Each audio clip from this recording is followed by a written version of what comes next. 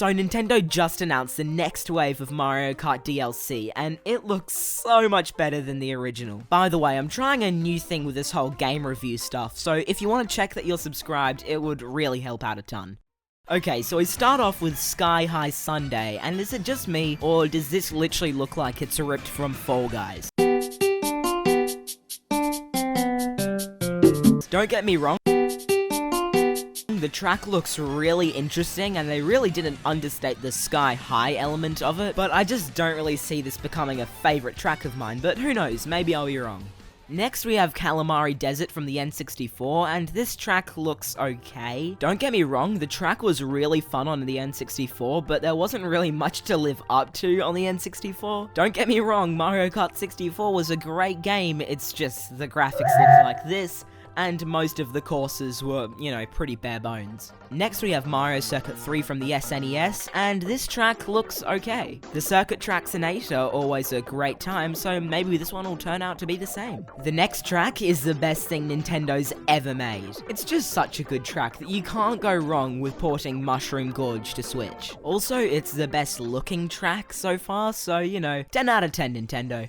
The next is Sydeny Sprint from Tour, and I'm really excited for this track, especially considering that I'm an Australian and I've been to Sydney like a bajillion times, so you know, I might recognise some places. Now, I don't expect them to make a one-for-one replica of an entire city, but it's cool that they've got Luna Park in the background, the Sydney Harbour Bridge, and they've got the Opera House, so it's really cool to see this in Mario Kart.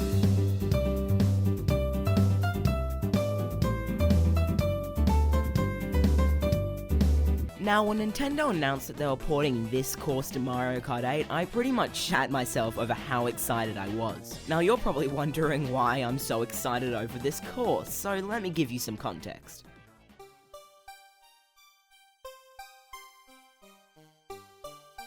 Once upon a time, in a land far, far away, a young boy named Jules was playing Mario Kart DS, a game that had been gifted to him by this nice gnome dude.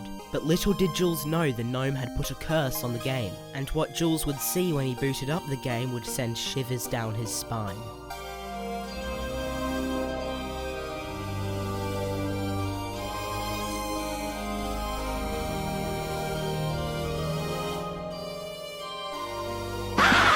You might be wondering what the story has to do with this video.